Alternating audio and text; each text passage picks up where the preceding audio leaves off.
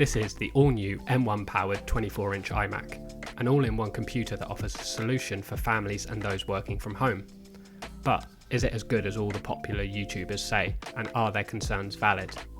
The most striking and obvious update is the design, and most notably the new use of colour, a delightful throwback to Apple's more playful designs of the 90s. The colours divided opinions after Apple's announcement because it doesn't use the same colour across the whole machine, with a different shade on the front under the screen compared to the back and the now infamous white bezels. I can agree with the comments on the colours. It's a shame the front colour doesn't match the back. With my yellow model, the back is a lovely deep yellow gold colour and the front is a soft pastel yellow, but it's not a deal breaker. So, the white bezels everyone complained about. I wasn't in love with these when they first announced the new iMac, but I didn't hate them. I could understand Apple's decision. It softened the overall look of the machine and took it away from looking like another piece of tech to a design which really blends into your home with a more pleasing aesthetic. I can say from my use over the past few weeks, I've forgotten all about the white bezels. Don't hold off buying one because of them. Black bezels are only necessary if you're a professional working with colour accurate work, or if you just hate white bezels, of course.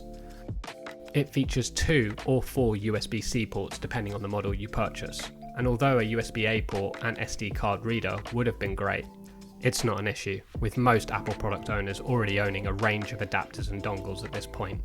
The only issue I have is their placement. Hidden on the back of the machine, it keeps it looking clean and minimal, but trying to plug something in without turning the whole computer around is a bit of a pain. So, the chin. Let's talk about this chin. People hate it. They wish Apple had made the computer a bit thicker and put all of the internals of the actual computer behind the screen. I can understand people's complaints, but personally, I think it would have made for a very boring looking computer. A screen with white bezels on a stand. What Apple have done is making something that is uniquely theirs, and by adding the chin, it can have colour on the front of the device, which makes it a friendlier looking piece of tech in the home. The magnetic power connector is the most Apple design ever. It's not quite MagSafe, so it won't save your computer from flying off the desk if you trip on the cable, but it's so elegant and easy to connect. In true Apple fashion, they spent time and money on research to create a new power connector that doesn't really serve any purpose. The only reason I can imagine Apple designed it was because a traditional power supply connector would have been too thick for the extremely thin design of the iMac. It features a gigabit Ethernet port on the power brick, which I personally think is a great design.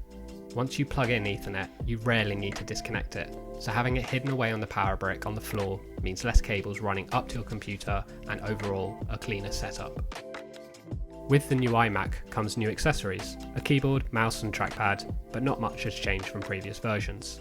They are now colour matched, but mostly the same except for the keyboard. It now features new function keys such as spotlight, dictation and do not disturb buttons, but the biggest change is the addition of Touch ID to the keyboard, which I love. Face ID would have been a better addition, like many have pointed out, and I'm not sure why Apple didn't implement this. It's possible they did it to keep costs down. So, performance. The big conversation around the release of the new iMac was YouTubers' disappointment they didn't announce a new M1X or M2 processor update for it, or a 27-inch higher performance model. This isn't a device for hardcore professionals, but in reality it would work for a lot of them. The Pro devices are coming at a later stage. However, the M1 with 16 gigs of RAM is more than enough for the average professional. Sure, the export times on 3D and video work isn't as quick as the old 27-inch iMac, but the day-to-day performance is much smoother.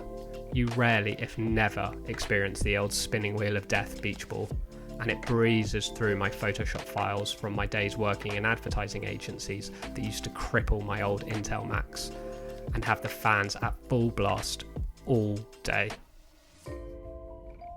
Can it game? So, for those that wonder can it game, it can, kind of, depending what type of gamer you are. Many YouTubers are quick to bash Apple for falling behind in the gaming market. Apple Arcade is fun, but as much as Apple tried to say it's console gaming on the Mac, it's not. However, I'm not sure Apple want to get into proper console PC gaming. They might be working on something, but with great cloud gaming getting more and more accessible, it's possible to game on an iMac. Sure, if you're a hardcore gamer who cares about latency, streaming isn't for you, but with the likes of Google Stadia, xCloud, GeForce Now, and more, you can get a pretty decent console experience on the Mac, and with good internet connection, they look and play great. I've been playing Immortals Phoenix Rising on Google Stadia, and the response time feels perfect, the resolution is great, and for more casual gamers like myself, I think it works. It's no replacement for my PlayStation 5, but when I feel like playing some games whilst at my computer, the iMac can do it with services like Stadia. So, the value. The value is what really sets the new iMac apart from its competition. You get a 4.5K screen which is bright and well calibrated, decent speakers, a webcam which you won't have any complaints about, brilliant performance, and a design that will work in any home for a somewhat affordable cost. You would be hard pressed to find a similar HDR 4.5K monitor and pair it with a PC build or M1 MacBook or Mac Mini for the same cost, including a webcam, speakers, mouse and keyboard. So in conclusion, the new 24-inch iMac is a great replacement for the tired 21.5-inch iMac. It's a lovely looking machine, depending on your personal taste obviously, but most importantly, it performs brilliantly at a relatively affordable cost with a bright and sharp high-density pixel screen, the best webcam Apple have ever released, and you don't need to buy any accessories unless you really want external speakers or a second display. If you're in the market for a computer for the whole family, or you need a new computer for working from home and your workload isn't super intense, you don't do 8K video or 3D work with really heavy layered files, it really is the best machine you can buy right now from Apple. I've had it set up in my bedroom and living room, and it looks great anywhere you put it.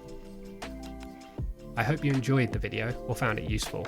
I've tried to highlight a different take on the iMac to other YouTubers, and hopefully it's helped you make the decision if it's right for you.